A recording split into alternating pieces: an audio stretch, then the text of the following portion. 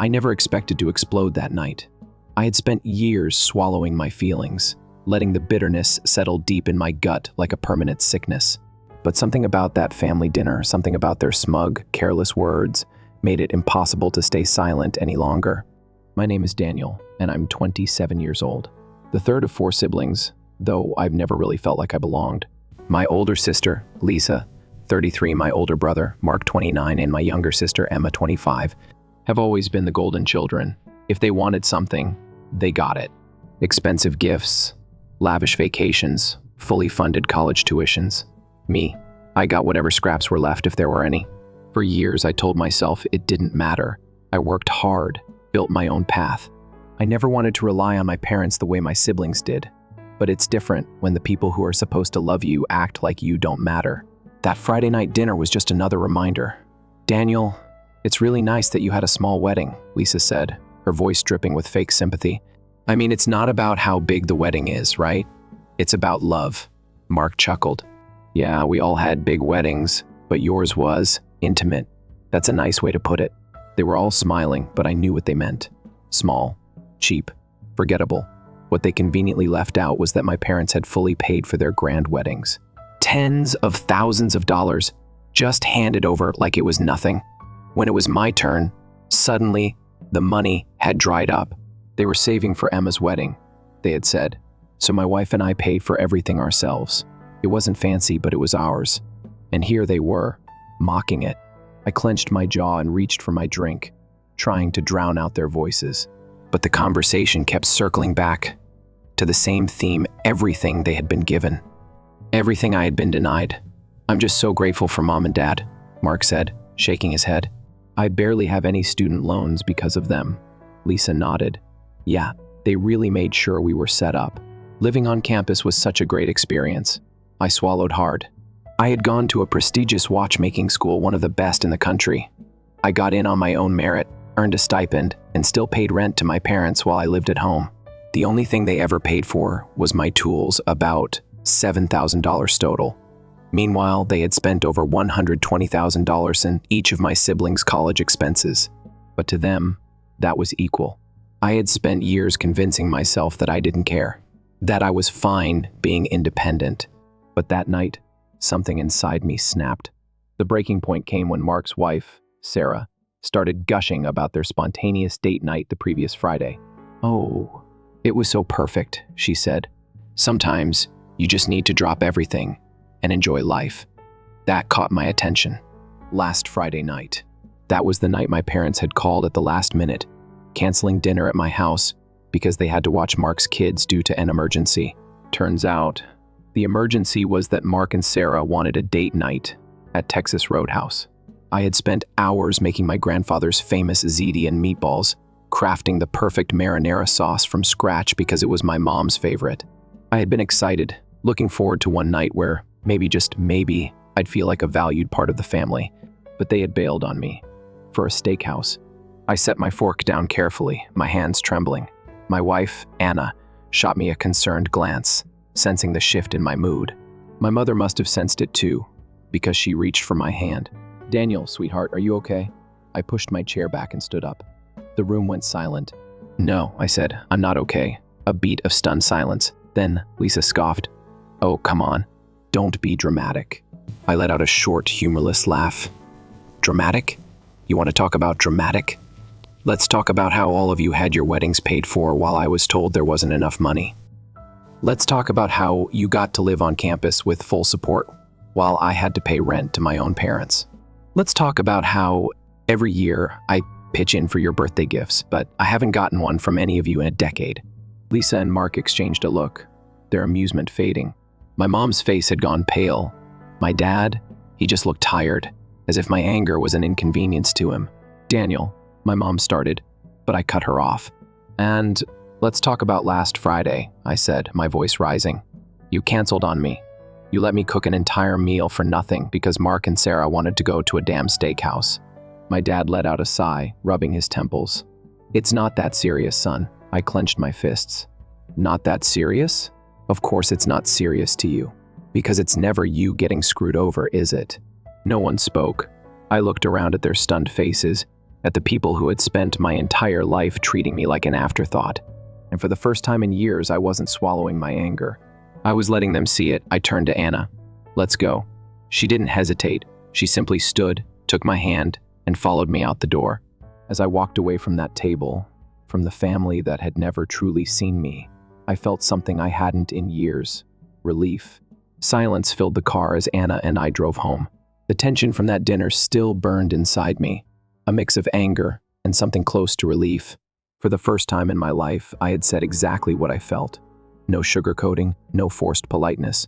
And yet, the weight in my chest remained. Anna finally spoke. "I'm proud of you," I exhaled, gripping the steering wheel. "For what? Blowing up at my family?" She reached over and squeezed my hand. "For standing up for yourself. For finally saying what you've been holding in for years." I wanted to believe that. I wanted to think I had done something brave, but deep down, all I felt was exhaustion. My family would twist this against me. I already knew it. By the time I woke up tomorrow, they'd be calling me dramatic, selfish, ungrateful. They always had an excuse, always a way to make it seem like I was the problem. When we got home, I barely had time to take off my shoes before my phone buzzed. "Mom." Anna gave me a knowing look. "Are you going to answer?" I hesitated, then picked up. "Hello, Daniel." Mom's voice was soft, sad, like she had spent the last hour crying. "Why did you leave like that?" I let out a slow breath, pinching the bridge of my nose. "Mom, are you really asking that?" She sniffled. "I just don't understand why you're so upset. We love you. We always have." I nearly laughed at the absurdity of it. "Mom, do you really believe that? Do you honestly think I've been treated the same as Lisa and Mark?" She was quiet for a moment. Then, in the smallest voice, she said, "We never thought you needed the help." There it was. The excuse I had heard my whole life. I ran a hand through my hair, pacing the living room. "That's not how family works, Mom. You don't just help the ones who ask the loudest. You don't just give everything to the kids who expect it and leave the quiet one to fend for himself." She started, but I wasn't done. "You paid for their weddings. You paid for their colleges. You let them live without worrying about money while I worked, took out loans, and still had to pay you rent. You don't think that's unfair?" She exhaled shakily. "We never meant to hurt you, but you did." A long silence stretched between us. When she finally spoke, her voice was barely above a whisper. "I don't know how to fix this." For the first time, I felt something other than anger. I felt tired. "I don't either, Mom." We hung up without a resolution, and I sat on the couch, staring at my phone. Anna sat beside me, curling into my side. That sounded different. She sounded like she actually listened, I admitted, but I don't know if it changes anything. Anna didn't push. She just held my hand, letting me sit in the quiet. The next morning, I woke up to a flood of texts. As expected, Lisa and Mark weren't about to let me have the last word. "Lisa, wow, way to make everything about you. You embarrassed Mom and Dad in front of everyone. They don't deserve this. Mark, you're being ridiculous. You had a roof over your head, didn't you? You act like you were some neglected orphan." Lisa again, "We all worked hard, Daniel. Maybe if you weren't so bitter, you'd see that." I stared at my phone, disbelief mixing with a fresh wave of frustration. It didn't matter what I said, did it? They would always twist it, always find a way to make me the villain. Then, a new message came through. "Emma, I'm so sorry. I didn't know how bad it was." That stopped me cold. Out of all my siblings, Emma had always been the most distant from their favoritism. Maybe because she was the youngest, maybe because she had her own struggles, but she never openly participated in the way Mark and Lisa did. And now, here she was, apologizing.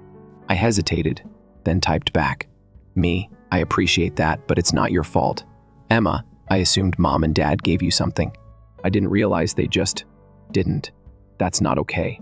I exhaled, sinking onto the couch. This was the first time anyone in my family had ever acknowledged it outright. It didn't fix anything, but it meant something.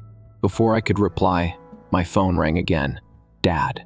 I stared at the screen, debating whether I even wanted to pick up. But something told me this conversation was going to happen whether I liked it or not. I answered with a clipped, "Yeah?" Dad sighed heavily on the other end. "Daniel, we need to talk." I crossed my arms. "Go ahead. Your mother is really upset," he said. "You blindsided her." I scoffed. Dad, I didn't blindside anyone. I told the truth. Look, he said, his voice taking on that patronizing tone he always used when he thought I was being overly sensitive. I won't deny we helped your siblings more financially, but that's because we knew they needed it. I clenched my jaw. And I didn't? You were always independent, he said, as if that was some kind of justification. You never asked for anything, because I knew the answer would be no. He exhaled sharply. Daniel, what do you want from us? An apology? Money? What's going to fix this? I hesitated. That was the thing. I didn't want their money. I didn't even know if I wanted an apology. I just wanted them to see me, to acknowledge that they had treated me differently and that it wasn't fair. I want you to understand what you've done, I said finally. I want you to realize that it wasn't okay. Another long silence. Finally, Dad muttered, I'll talk to your mother. I didn't hold my breath.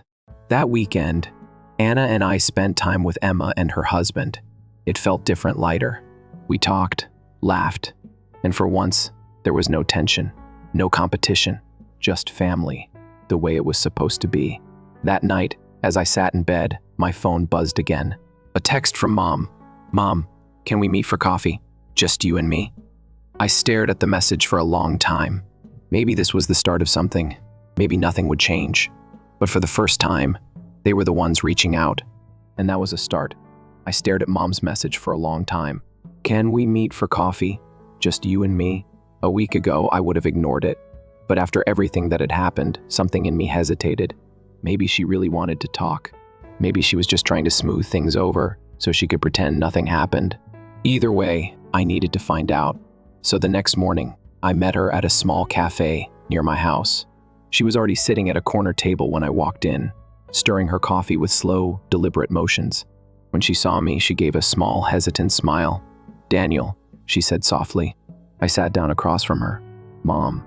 She looked tired, older than I remembered, like the weight of our last conversation had finally settled on her. I wanted to see you, she said, folding her hands around her cup. Talk, just the two of us. I nodded, waiting. I wasn't going to make this easy for her. She sighed. I've been thinking about what you said, about how we treated you differently. I raised an eyebrow. And? Her fingers tightened around the cup. You're right. That caught me off guard. She exhaled, shaking her head. I don't know how we let it get so bad. Your father and I always saw you as the strong one, the one who didn't need help. Your brother and sister, I held up a hand. Stop. Just stop. She blinked. You keep saying that, I said, my voice steady. That you thought I didn't need help, but that's just an excuse. You never even gave me the chance to need you. She flinched, like the truth had physically hit her. I leaned forward. You didn't treat me differently because I didn't need help. You treated me differently because you assumed I'd be fine. You assumed I'd just accept it. And I did. For years. Her eyes filled with tears. Daniel, I'm not saying this to hurt you, I said, cutting her off. I just want you to understand that your choices had consequences. I spent my whole life watching you give and give to Mark and Lisa, while I had to fight for every scrap of attention. That messes with a person, Mom. She wiped at her eyes. I never meant to hurt you. I sighed, rubbing my temples. I know, but it doesn't change the fact that you did. Silence stretched between us. For the first time, I saw real guilt in her face, not just sadness, understanding. Then, she whispered, I don't know how to fix this. I thought about that for a long moment. What did I want? An apology wouldn't undo years of neglect. Money wouldn't make up for what had already passed. I don't know either, I admitted. But if you really want to fix this, it starts with action, not words. She nodded slowly. I want to try. I wasn't sure if I believed her, but for the first time, she was acknowledging it. And that was something. That afternoon, I got a text from Mark. Mark, so Mom's been crying all day. Nice job. I rolled my eyes. Right on cue. Me. Maybe she's crying because she finally realizes what she did. Mark. Or maybe because you're acting like a spoiled brat who can't stand seeing other people happy. Lisa jumped in next. Lisa, seriously, Daniel, you have a good life. You're married, you have a great job. Why are you so obsessed with the past? I took a deep breath. Me, because it still affects me. Because it's not just about money.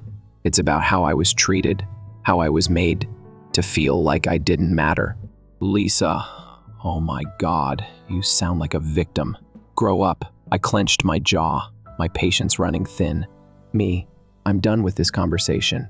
If you two can't even acknowledge the truth, then I have nothing to say to you. Mark, fine. Don't come crying to us when you regret this. Regret?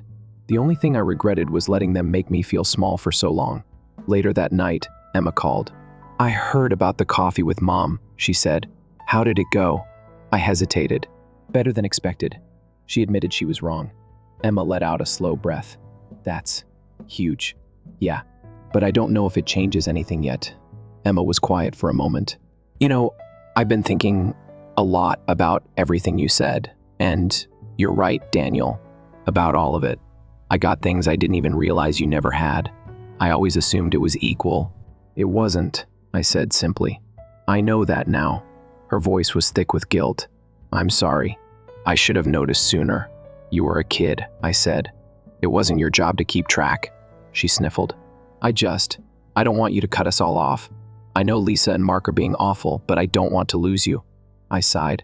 I'm not going anywhere, Emma, but I need boundaries. I can't keep being around people who refuse to acknowledge reality. I get that. She hesitated. For what it's worth, I love you, and I want to make this right however I can.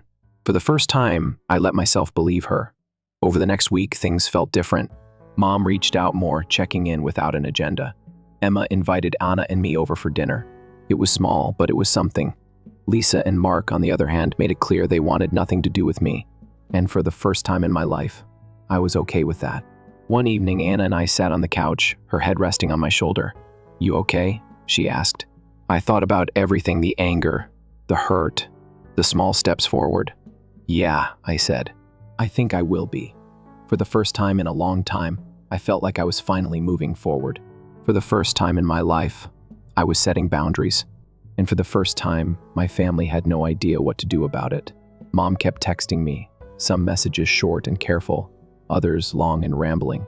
I could tell she was trying, but she wasn't sure how to fix things. Mark and Lisa, however, had made their stance clear. I was the villain, and they were the victims of my drama. Emma, at least, was different. She had been making a real effort, checking in, inviting me over. It felt good to know that at least one person in my family actually cared enough to listen. But things were still complicated. A few days after my coffee meeting with Mom, I got a text from her. Mom, can you and Anna come to dinner at the house this weekend? Just us. No Lisa or Mark. I stared at the message, debating. The idea of stepping foot in that house again made my stomach twist. But at the same time, a small part of me wanted to go, to see if anything had really changed. Anna noticed my hesitation. You don't have to go if you don't want to. I sighed. I know, but maybe this is a chance for something different. She squeezed my hand. Then we go together. When we arrived, the house felt smaller than I remembered. Maybe because I had always felt small here. Mom greeted us with a nervous smile, ushering us inside. Dad was already at the dining table, silent as ever. The tension was thick, but I wasn't going to be the one to break it. Dinner started off awkward. Small talk. Too many forced smiles. It wasn't until halfway through the meal that Mom finally spoke up.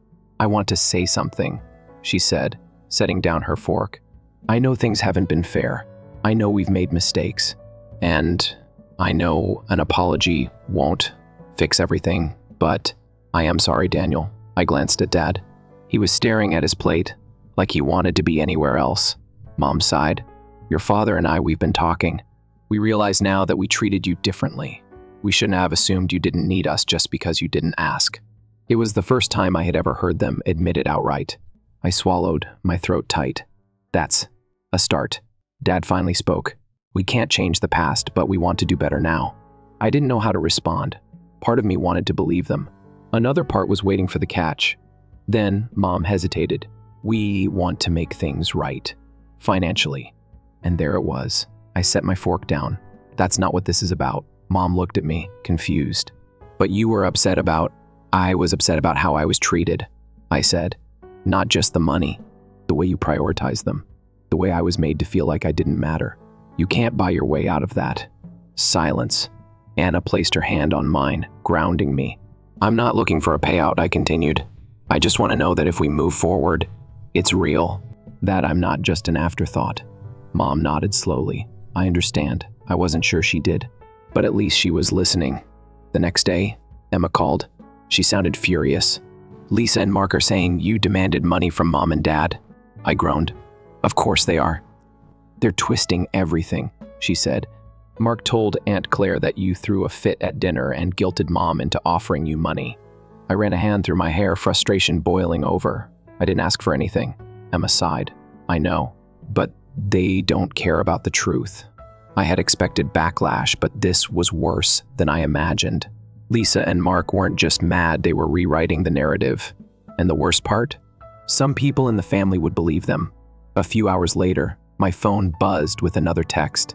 This time from Lisa. Lisa, so, you finally got what you wanted. Hope you're happy. I stared at the message, anger creeping up my spine. Me, what exactly do you think I got? Lisa, Mom and Dad feel guilty now. You made them think they were terrible parents. That's what you wanted, right? I clenched my jaw. Me, no, Lisa. What I wanted was to be treated like a part of this family. But clearly, that's never going to happen.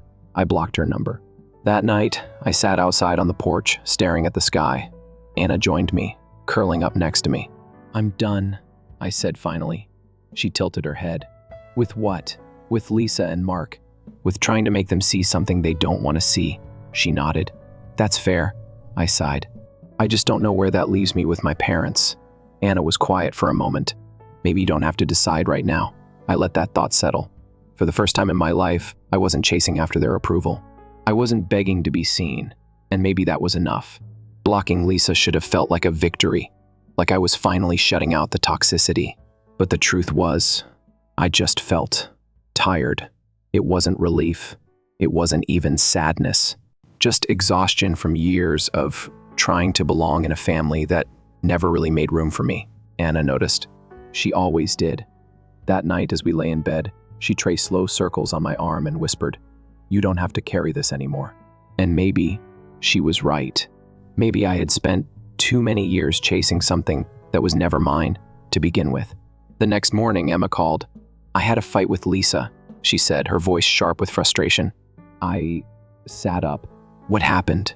She was going on and on about how manipulative you are, how you just wanted attention, Emma huffed. I told her she was full of it, that she and Mark have been treated like royalty their whole lives, while you got leftovers. I rubbed my temples. Let me guess. That didn't go over well. Emma let out a bitter laugh. She called me ungrateful, said I wasn't taking your side just to stir up drama. Of course, because in Lisa's world, accountability didn't exist. Emma sighed. I don't know what to do, Daniel. I love our family, but I can't stand how blind they are. You don't have to pick sides, I told her.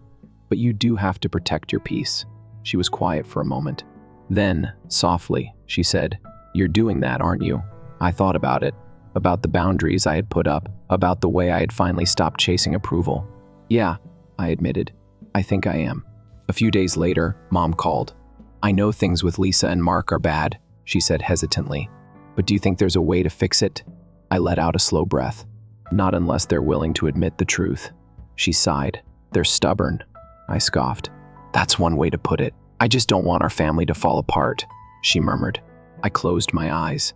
Mom, it was never whole to begin with. Silence. Then, finally, she whispered, I just wish we could go back. I shook my head. We can't, but we can move forward. If you're willing to accept that things have to change. Another long pause. I don't want to lose you. You won't, I said, but I'm done being treated like I don't matter. If you want me in your life, it has to be different. She didn't argue. For the first time, she just listened. That weekend, Anna and I went to dinner with Emma and her husband. It was easy. No tension, no comparisons, no passive-aggressive digs. Just laughter, good food, and genuine conversation. Halfway through, Emma leaned in. You seem different. I tilted my head. Different how? Lighter, she said. Like you're not carrying all of it anymore. I thought about that. About how, for the first time in my life, I wasn't trying to fix my family. I wasn't waiting for them to change. I had drawn my lines, set my boundaries. Whether they accepted them or not was no longer my problem. Maybe Emma was right. Maybe I was lighter. As we walked home that night, Anna slipped her hand into mine and smiled. "You finally let go, didn't you?" she asked. I squeezed her hand. "Yeah," I said. "I think I did." And for the first time in a long time, I felt free. A month passed, and something strange happened. I didn't miss them. Not Lisa, not Mark, not the constant tension of trying to prove I belonged. For the first time in my life, I wasn't looking over my shoulder, waiting for my family's approval. I wasn't checking my phone for passive-aggressive messages. I wasn't bracing myself for the next reminder that I was an afterthought. I was just living. Anna noticed the change before I did. One night, as we sat on the couch, she glanced over and smiled. "You seem happy." I blinked. "I am happy." And I meant it. One afternoon, Emma called, her voice tight with frustration. "You are not going to believe what Lisa did," I sighed. "What now?" "She's telling everyone that you stole money from Mom and Dad," Emma spat. "That they only gave it to you because you guilted them." I laughed, not because it was funny, but because it was so predictable. "Of course she is," I muttered. "That's what she does. She rewrites history. She's turning the whole family against you," Emma said. "Aunt Claire, Uncle Mike, even some of our cousins." I shook my head. "Let them believe what they want." Emma hesitated. "That doesn't bother you?" "Not anymore." And it didn't. I had spent years trying to be seen, trying to make them understand. But now I understood something important. Lisa and Mark were never going to change, and I didn't need them to. A week later, Mom invited me to lunch. Just the two of us. When I arrived, she looked nervous. "I heard what Lisa's been saying," she said carefully. I nodded. "Figures." Mom swallowed. "I don't believe her." That surprised me. She sighed. "I used to think keeping the peace was the most important thing, but I realize now, I let things go too far. I let them treat you like less." It was the closest thing to real accountability I had ever heard from her. I sat back in my chair. "So what now?" Mom hesitated. "I want to have a relationship with you. I don't know what that looks like, but I don't want to lose you." I studied her face. For once, she looked like a mom, not someone trying to smooth things over, not someone making excuses, just a mother who realized she had been wrong. "I don't want to lose you either," I admitted. "But this only works if it's real. If I don't have to pretend anymore." Mom nodded. "I understand." And maybe, finally, she did. That evening, Anna and I sat on our balcony, watching the city lights flicker in the distance. "Do you think things will be different with your mom?" she asked. I thought about it. I don't know. But for the first time, I wasn't desperate for an answer. Lisa and Mark were gone from my life, and that was okay. Emma was still here, and that mattered. Mom was trying, and that was enough for now. I had spent years chasing something that wasn't mine to hold. But now I was free, and that was all I needed. Story 2, although my wife said she was pregnant, I am infertile. Before telling her the truth, I played along with her infidelity for months. I am a 38-year-old man who married my 33-year-old wife 2 years ago. After 3 years of dating, she was more interested in getting married than I was. But I agreed to it only to please her. We began attempting to conceive once more around a year ago. My wife was the one who insisted on that. When we were attempting to get pregnant, we had a lot of difficulties. My mental health had gotten so poor that I made the decision to get examined. I attempted to deal with my wife's nasty conduct amid our infertility struggles, but it was simply too much to handle. The physicians informed me that I was sterile a few days following the test.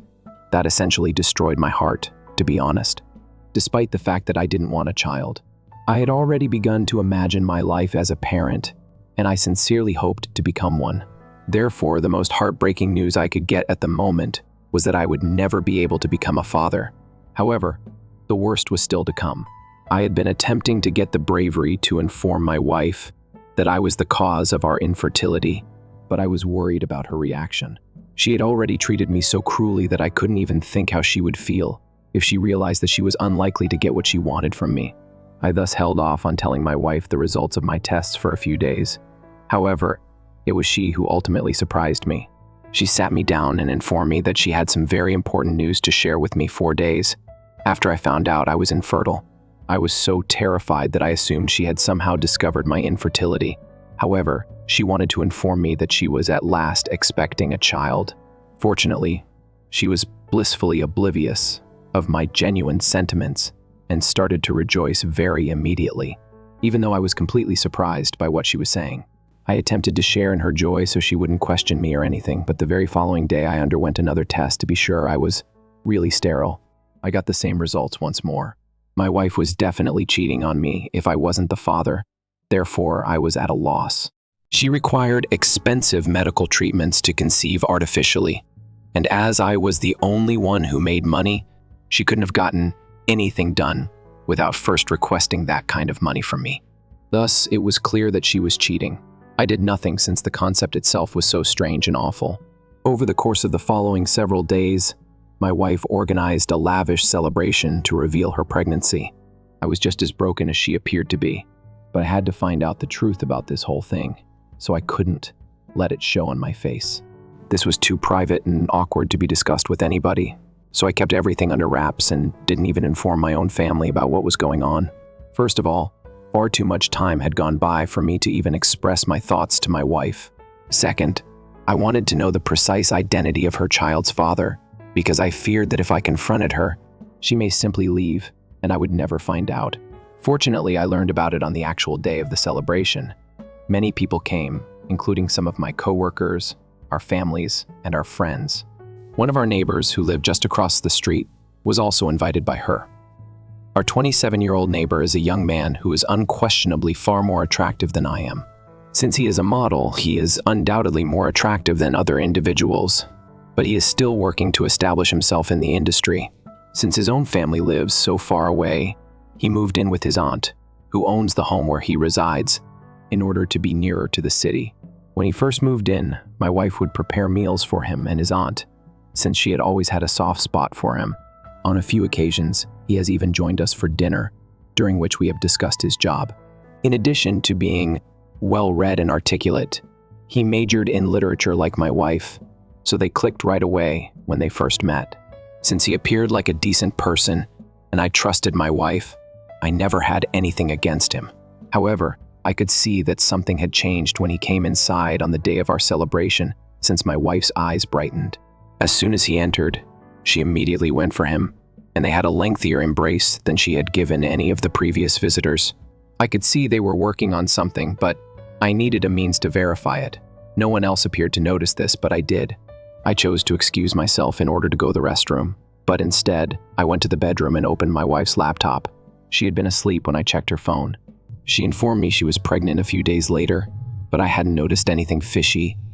It had become a little more challenging to use her laptop, because she was always watching or typing on it when I was at home. I would often ask her what she was doing. I really believed that she was working on a novel, so I respected her privacy when she pulled the screen away from me and told me that she had been working on it for months.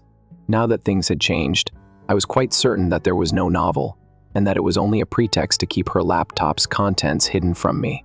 Fortunately, I had simple access to everything and there was no password. I was able to locate another email account after some research, not to mention her own. I changed to that one and read through all of the sent and received emails. I read through those communications, and both my wife and the other person confessed their love for one another. Our neighbor, since he was using his own name and she was informing him of her pregnancy in the more recent emails, I was able to identify the email address. He was angry about it and didn't take it well. He probably wanted to terminate things, which is why the mail stopped for a bit, but my wife wouldn't allow him. After a while, I received the most awful email of all, in which she informed him that she had contacted a legal acquaintance who would assist her in filing for divorce as soon as the baby was delivered. She had even attempted to persuade me to become pregnant with her in order to receive both child support and alimony following the divorce. This would allow her to move in with our neighbor a few months later and lead a happy life. When I read it, I was appalled, and every time I think about that email, I still get sick to my stomach. In any case, I immediately pushed whatever emotion I was experiencing aside and resumed my job. Before turning off my phone and putting the email back where I had discovered it, I snapped a few photos of it. I was more repulsed by what my wife was attempting to accomplish than I was by the infidelity. It was one thing to cheat, but it was beyond insane that she tried to con me into having a kid with her and then demanded that I pay all of that money so that she could finance her ideal life with her poor lover. To top it all off, she was such a talented actor that I hadn't yet suspected anything. Even though her delight was almost unsettling, I was so furious about it all that I made the additional effort to exact my retribution. I decided to comply and then surprise her by telling her the truth when she least expected it. I couldn't allow her to get away with it without experiencing the same level of hurt, betrayal, and annoyance that I had when I discovered her dishonesty. I did what I had to do. Call me a crazy. Over the following 9 months, I pretended to be the ideal husband and father. It was difficult to realize that she had been deceiving me all along. However, the more she lied and feigned happiness with me, the more determined I became to finish this. I was the finest husband anybody could ask for, made sure she took all of her vitamins on schedule, and went to all of her doctor's appointments. Finally, my wife went into labor a few days ago. Who wouldn't be in my shoes? That's why I was so anxious. However, I ignored all of it and drove her alone to the hospital. I had previously phoned her parents, but not mine since I didn't want them there in case things got out of hand. Anyway, I decided to break the news to her when we had some alone time because her parents had to drive an hour to get to the hospital. I informed her that I would walk outside and phone our neighbor so he could come get her as soon as she was safely inside the room.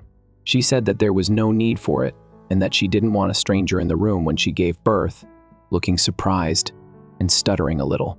I gave her a grin in return and handed her the divorce papers and the results of my fertility test.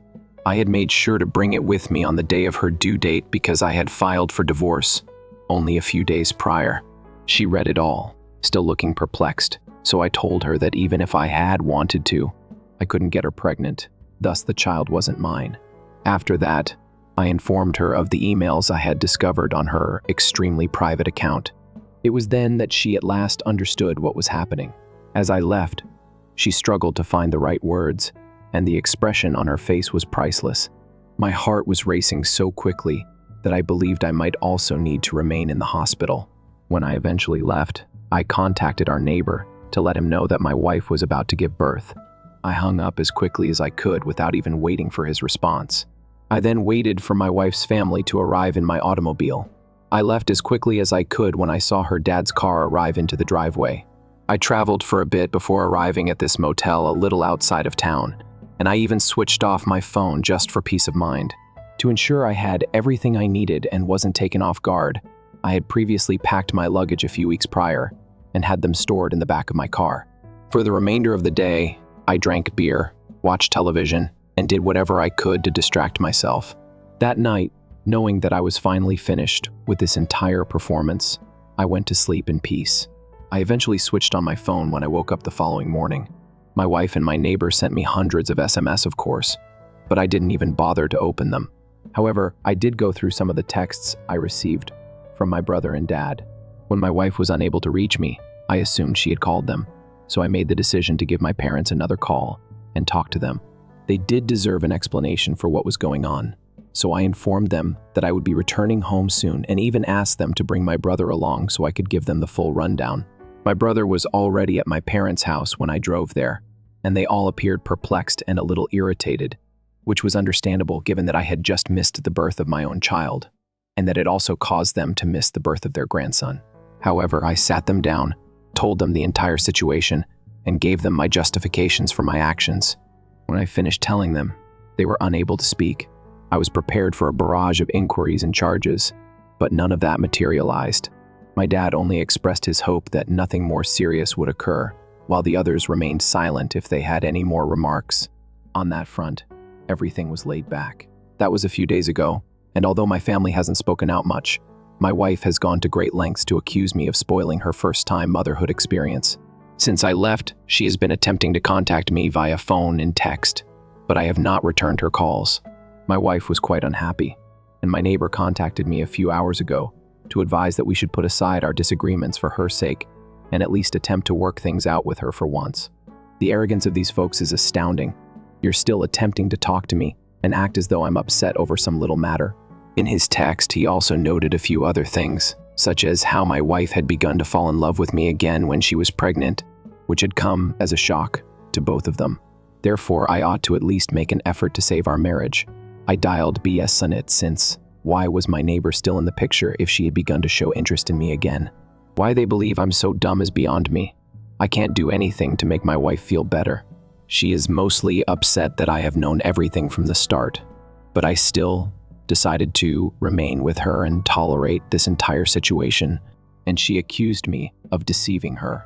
First update, I've been staying in a hotel room for over a week now since the kid was delivered.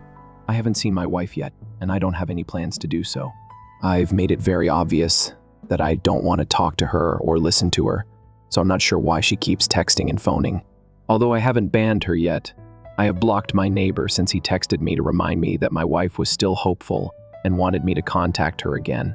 Since they are both essentially unemployed, I am positive that the only reason he is still with her and attempting to win my forgiveness is so she will at least receive something from the divorce settlement and the alimony. My wife was a stay-at-home wife, which I admired and valued, but she did more than simply take care of the housework. In addition, she was unforgivably cheating on me behind my back. Before anyone criticizes me, I did not recommend that she resign from her position after getting married. Actually, while we were dating and she was employed, I was quite supportive of her. However, it was she who stated that she would like to resign and take care of our house. Since it was her decision, and I made enough money nonetheless, I didn't object either. As soon as we can demonstrate that she had been cheating, which I hope will be simple, my lawyer should be able to exclude me from paying alimony. Even with all of their combined income, my neighbor will find it nearly hard to pay for his personal bills, my wife's expenses, and a kid on top of that because he is still having trouble finding well-paying modeling jobs. I wish them well. I'm simply relieved that I'm out of this mess and won't have to pay any attention to them or do anything else for them. It would be really appreciated if my wife would acknowledge this and refrain from wasting any more of my time by challenging the divorce. Hopefully she won't. However, considering the complete dearth of intelligence, she may as well. So, I'm ready for it too. I'm not too concerned since I still have a backup copy of the emails on my laptop and a secure copy of the photos of the emails that were sent on her private email account. Even in the event that she chooses to remove her account, I know I'll be okay since she can't remove the pictures I have. In the worst case scenario, I'll even cover her alimony. At least I won't have to spend time with her though. She is fortunate. Rather than having her forcibly removed from our home, I'm giving her time to go on her own, since my name is on the house's registration. Right now, I'm holding out hope that this will be resolved quickly. The second update, I was correct. Since she wasn't satisfied with the settlement I offered, basically simply the money she had spent throughout the marriage, my wife, who is a complete moron, has chosen to bargain. And I thought even that was rather giving. Whatever miracle she believes will occur, I have no idea what it is. Well done. She informed me via text yesterday that she had left the house today. I returned contentedly, assuming she had gone in with her parents or something, but I was devastated to find out that she had just moved across the street to our neighbor's house, meaning I would still have to see her every day in the faces of her partner. Since this was my home and I had every right to live anywhere I pleased, I even thought about returning to a hotel, but I decided against it. Just because they were going to make me feel uncomfortable didn't mean I was going to leave. Since staying with our neighbor was going to have a bad effect on the divorce case, and she was just making things worse for herself, I did wonder why my wife hadn't moved in with her parents instead. I didn't have to think too hard though, because I came across a message from my wife's father while going through all the unread ones I'd gotten from various individuals thus far. In the last several days, I hadn't replied to a number of texts, and his message had also been obscured by others.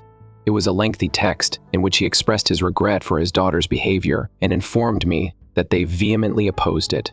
It meant a lot to me that her father was saying these things, and it confirmed my feelings so strongly that I felt like crying but refrained.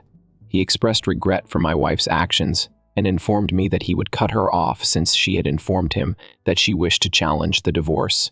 I didn't understand what my wife was doing thus far since I knew that anything she did would eventually backfire. Even someone like her must have had the common sense to see that she is either really dim or still has some wicked and twisted tactics under her sleeve. Although I'm hoping it's not the latter, I wouldn't rule it out. She is the worst, really. There will undoubtedly be some issues with this living situation, and I'm sure they'll attempt to make me feel uneasy or envious, but I'm determined not to let them irritate me or anger me, since they'll undoubtedly take advantage of that.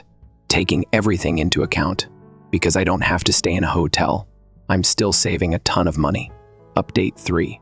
My wife's side of the divorce settlement discussions has been going poorly for the past month. In addition to making my work simpler by moving in with the man I accused her of cheating on me with, I was able to establish that she had been unfaithful to me. Therefore, there was no doubt regarding the veracity of my assertions. She had gone ahead and had an affair because she was trying to fabricate some negative charges, that I was infertile and an alcoholic. She said that I had grown really resentful and rude to her during our infertility attempt. All of that was readily refuted though, since everyone was aware that I had given up alcohol last year when we chose to raise a family and haven't touched it since. Once more, I'm not sure why she believed it would work, and it was really foolish of her, since her first plan had failed so badly and she was now too busy being a mother to be a cunning mastermind. I suppose she was simply clinging to what little she had left. Her baby daddy was too foolish, and she was too busy. And so they were. We both know by now that there is very little likelihood that she will leave with any alimony at all. Given that she was abruptly evicted from her boyfriend's home a few days ago along with her child, I assume she told him this. Yes, exactly. I heard a lot of shouting and screaming coming from their home, and a few minutes later I witnessed my wife and her kid being ejected while the father said deplorable things about her and called her every imaginable term. As I saw all of this from my living room, I saw him push my wife out of the room as she was giving birth. I was cursed for hurrying out to assist. I couldn't let a helpless infant suffer since it wasn't even his fault. My wife and her son were crying when I arrived at his house, and he had already slammed the door shut. After carrying the baby and taking my wife's hand, I walked them back to my house on the other side of the street. I then contacted my father-in-law to come get her. He arrived within an hour, whisked her away, and thanked me once again for everything I had done. My wife had been weeping uncontrollably for the whole hour, so I had essentially been soothing both of them. She convinced me to let it go, since she didn't want any more hassle, even though I also wanted to contact the police. She repeatedly apologized for whatever had occurred, and told me that she had lost all of her principles and self-respect because she was so anxious to be with the person she loved. She expressed her sincere regret for everything. She informed me that she would no longer engage in negotiations and would accept whatever came up.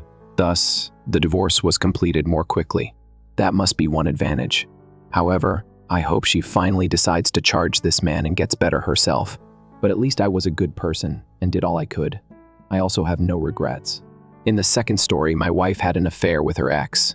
I issued divorce papers, exposed her in front of her family, and regained control of my life. Although I was accustomed to hearing about it from various individuals or even on social media, I never imagined that I would actually experience something like this. However, going through something like that in real life can completely upend your universe. I work as a professor at a university and am a straightforward man. My wife, Lilac, and I have been wed for 10 years. We have 2 sons. When my aunt recommended to my mother that I ask Lilac out on a date, I met her at a party. I was constantly focused on my PhD and my studies, therefore I never really dated since I was never interested in dating. However, I was enthralled by Lilac's beauty after seeing her. She appeared as delicate as a flower, according to her name. I asked Lilac out since my parents had been pressuring me to get married for a while. At the party, our parents had already gotten to know one another, and they sincerely hoped that we would marry. The first date was fantastic. She was studying dentistry at the time and was a pleasure to be around. After a year of dating, we were married. 10 years have now passed. We went about our everyday lives as usual. She was a wonderful wife and mother. After she arrived, I never experienced any problems in my life, and she took excellent care of me. However, that was just the beginning, and I had no idea that, 10 years later, my curiosity would lead me in a surprising direction.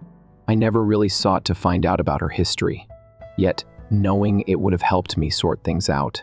Everything was going well, and until a month ago, I had never questioned her in our 10 years of marriage. Things became really bad for us both on a random day. Perhaps I was the one making assumptions in my mind. I never had a bad opinion of her before, so perhaps she was concealing something. She returned from her clinic one evening at a pretty typical hour. She didn't answer the phone when I tried to reach her. One initially contacted her clinic's receptionist because I assumed perhaps she had a lot of patients today. I was intrigued and apprehensive when she informed me that Lilac had not visited the clinic that day.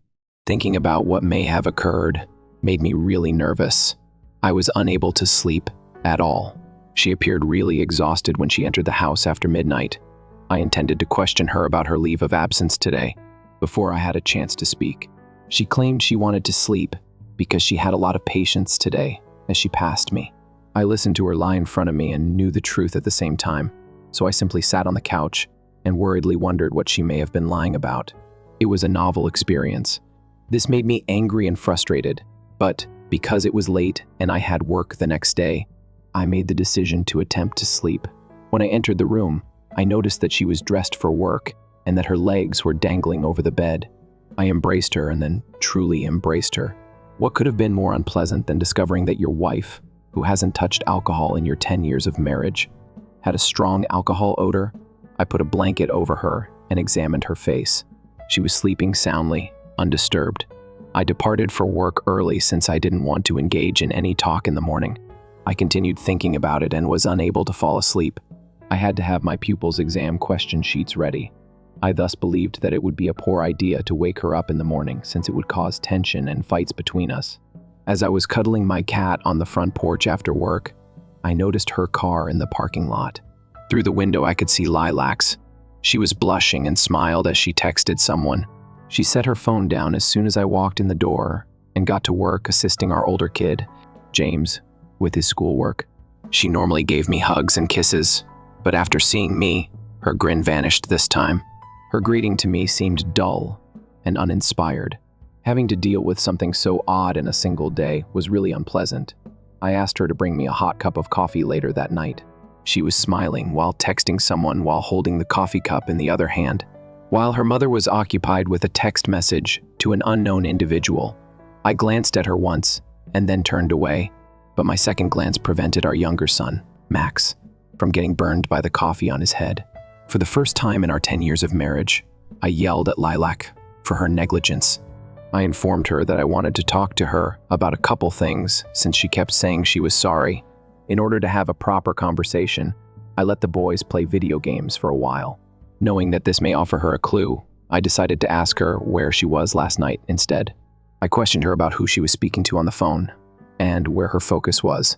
She gave me an apologetic look, and just as she opened her mouth to speak, her phone began to ring. She apologized after it happened 3 times, which really irritated me. She informed me that she planned to catch up with an old buddy she had met the day before yesterday. She was running late because of it. She still hasn't informed me about the drinking issue or the fact that she wasn't at her clinic. Whether you agree with this or not, concealing facts is considered a type of petty cheating. The fact that she is still online and chit-chatting on her phone at practically midnight is what irritates me. Update 1. The last update was made a month ago. As I previously stated, I was too preoccupied with my schedule to provide an update the same evening because I was working on the questions for my students' examinations. Observing her conversing with someone at 4 in the morning wasn't out of the ordinary in the morning, but I became aware of this after listening to the chat.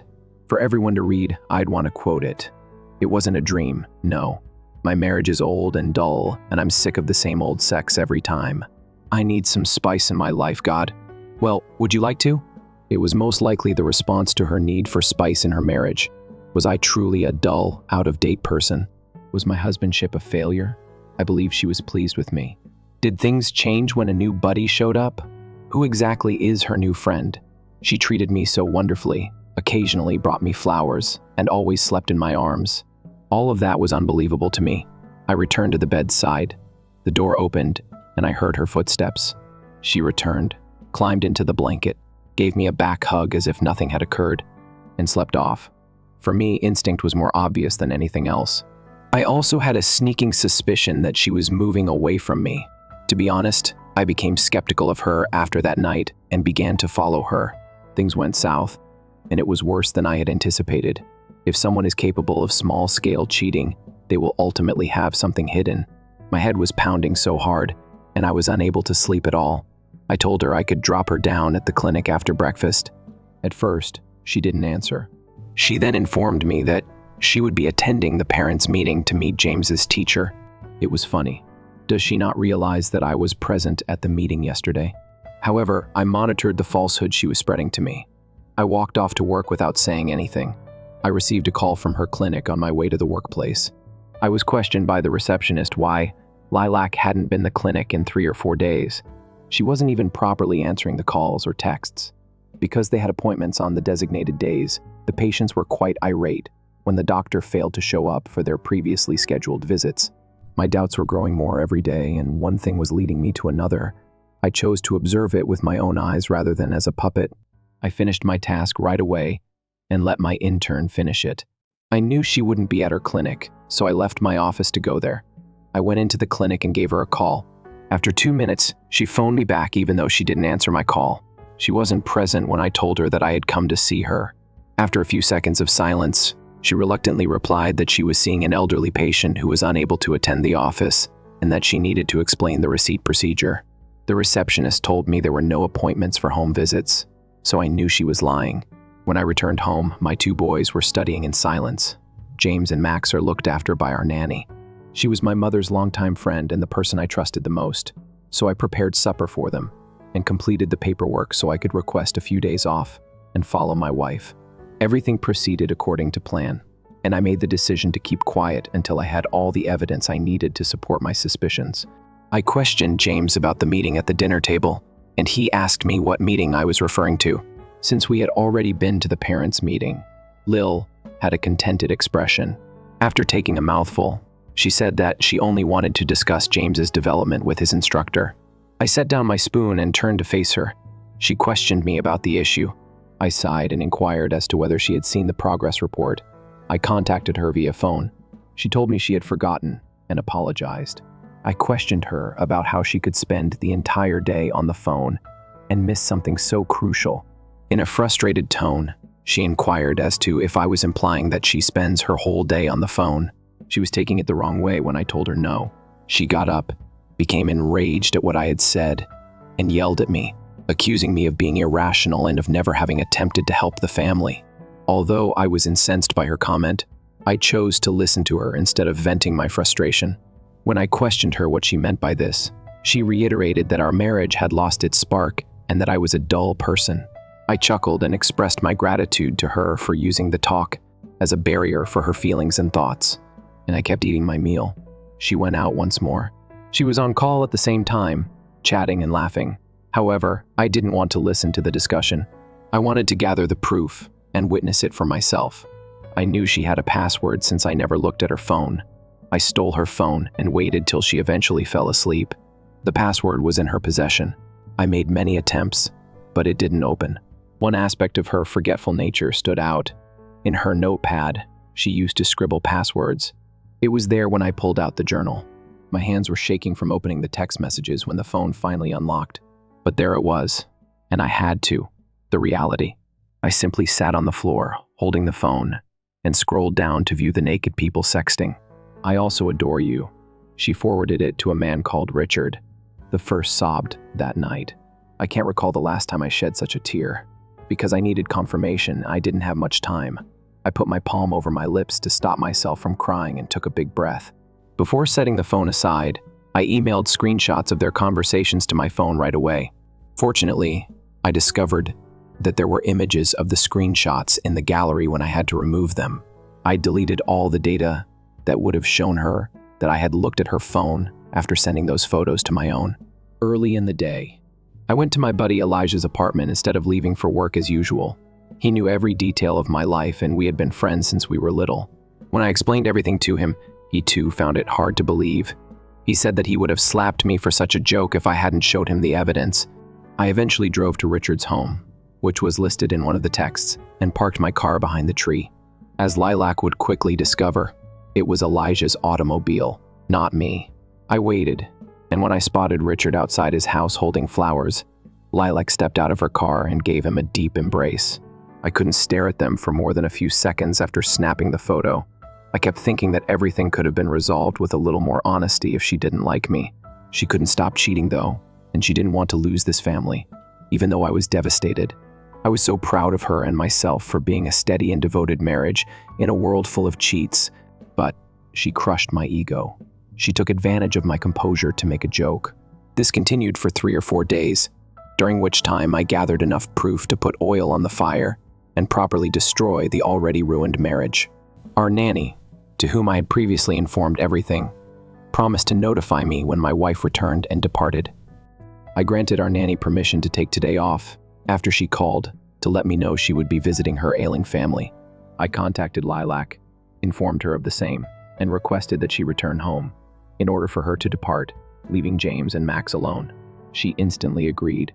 Elijah and I were discussing our options and informed him about this situation. I lacked the guts to tell our parents these things. Lilac called me out of the blue, crying and telling me that Max had broken his arms after falling from the ladder and that she was transporting him to the emergency room. I panicked, unsure of what to do, and my skin became cold as worry gripped me. I requested Elijah to drive the car since I wasn't in the right frame of mind. The doctor assured us that it was only a minor injury and would recover in a few weeks when we arrived at the hospital. While Lilac was on the phone with my mother, I sighed with relief and planted a kiss on my son's forehead. I questioned James, who was seated next to me, about the incident and how it occurred. He informed me that Max was climbing the ladder and that he repeatedly called and yelled at his mother, but she ignored him since she was on the phone. Then Max collapsed after slipping. I was furious when I heard this. I went over to her and tossed her phone to the ground. Everybody was staring at us. I yelled and screamed at her for her reckless behavior. Elijah tried to soothe me, but I was unresponsive. Max could have suffered a severe injury. She was attempting to paint herself as the victim by accusing me of being an absent parent, despite the fact that I talked a lot. At least I was better than her and didn't have sex with anybody on her back, I muttered in her ear as I drew nearer to her after hearing this. She had the appearance of a terrified cat. Elijah took our sons to his house after that fight in the hospital, and I returned home with Lilac. On the way back, we said nothing. Furthermore, she was only acting remorseful. I noticed that she was messaging him several times. That infuriated me even more. I was astounded by what she told me. She must have assumed that I would feel sorry for her, but I don't feel sorry for those who cheat. A month before to our marriage, she revealed to me that she had dated Richard throughout her high school years. She had no option but to marry me, even though she never wanted to. You see, Lily's father is a dentist as well, and owned a clinic that Lilac was interested in. However, her father made it clear that she had to marry a respectable person to inherit the clinic, or else it would pass to her brother, who was 5 years younger than Lily, and also wanted to become a dentist. She ended their relationship and chose to wed me because Richard was unemployed and a rookie at the time. Richard, who works as a model for a fashion design firm, came to her clinic a month ago to have his teeth cleaned for a photo shoot, she said. Things gradually became worse once they met again, leading to this. She was already weeping and pleading with me for another opportunity to make things right, but it was all a farce, and I was crying too. She could not afford to lose a secure family, and she was well aware at this point that Richard would not marry her. She also said that I wasn't her kind of person, and she responded by feeling constrained half the time. I questioned her about if she was blaming me rather than her own behavior for cheating, since I had a different personality. She got up and began yelling at me, saying that she liked Richard more than I did since I didn't understand. I strode over to her, seized her by the hands, and ordered her to stop her manipulation and lies. I informed her that she didn't have to tell me to cheat. It was her own decision. I did everything I could since I was furious about her statements. I told Elijah that I would be staying at his apartment for a bit and requested him to drop James and Max off at their grandparents'. Since I got to his apartment, I haven't talked to him. Simply put, I'd rather not speak to anyone. Perhaps letting my feelings run wild in front of strangers will help me relax. I simply can't think clearly. The second update. Hello everyone. I apologize for the delay in my post. I appreciate you checking up on me. The most recent acceptable update is this one. Max is now completely recovered, and I was working on my most recent project, basically something that feeds my ego. I completed my college assignments over my 3 days at Elijah's house. I avoided any conversation about this and refused to discuss any of this with him. When I returned home after some time, I was shocked to see that it was decked up with balloons and flowers. Then Lilac arrived with flowers and began to apologize and beg for my pardon. I avoided talking to her despite the fact that she had been phoning and messaging me. I hated her and had no affection for her. However, I consented to be duped by her once again as payback. I could see now how pompous she was all the time. She never really looked after the children, to be honest. The nanny did. And it's not a favor for your own children, it's a duty as a mother. The children preferred me, or the nanny, above their own mother because of this. In addition to getting ready for Max's birthday, I was also occupied with couple therapy and other efforts to mend our relationship. She was meeting Richard on my back once a week, and she was making a great effort to make it seem real. Prior to everything happening, we made the decision to invite my parents and siblings, as well as other close family members, to his birthday. Birthdays used to be so much joy, but now, since she was acting the entire time, it feels horrible.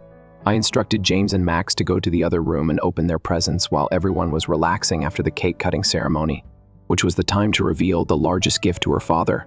I asked Lilac over the phone if she planned to give her father the gifts she had packed. Her father and everyone else appeared to be in a good mood. She already had Lilac, though. She continued to nod her head and use her signals to indicate no. As I gave her father the present, her eyes were watering. When he opened it, he saw all the photographs. He got up and yelled at her for destroying our marriage and meeting that unemployed idiot once more. The lavender divorce papers, which arrived 10 days earlier, were another present. When I told her father everything, her brother and my family were in utter disbelief. In order to prevent her from damaging his reputation, her father advised her to sign the paperwork, leave the hospital tomorrow, and find employment elsewhere. Her mother was inconsolable, and Lilac was weeping and pleading with her father for forgiveness. This was spoiled for everyone by her. I could have stopped it with a little regret, but she kept seeing him after that. After her careless behavior, I forbade her from staying with James and Max, although I did let her see them on the weekends. We never spoke to her again after the divorce, since we had gone our separate ways, even after spending a considerable amount of time with her. She was missed by James and Max, but having a single parent is preferable to having a careless one. In my case, I'm continuing with my life, occupying myself with job and kids, but like a parasite, the past will never leave me. However, my ego was satiated by my retaliation. I was able to overcome my mental health issues when I witnessed her not obtaining what she desired, and I went on living my life.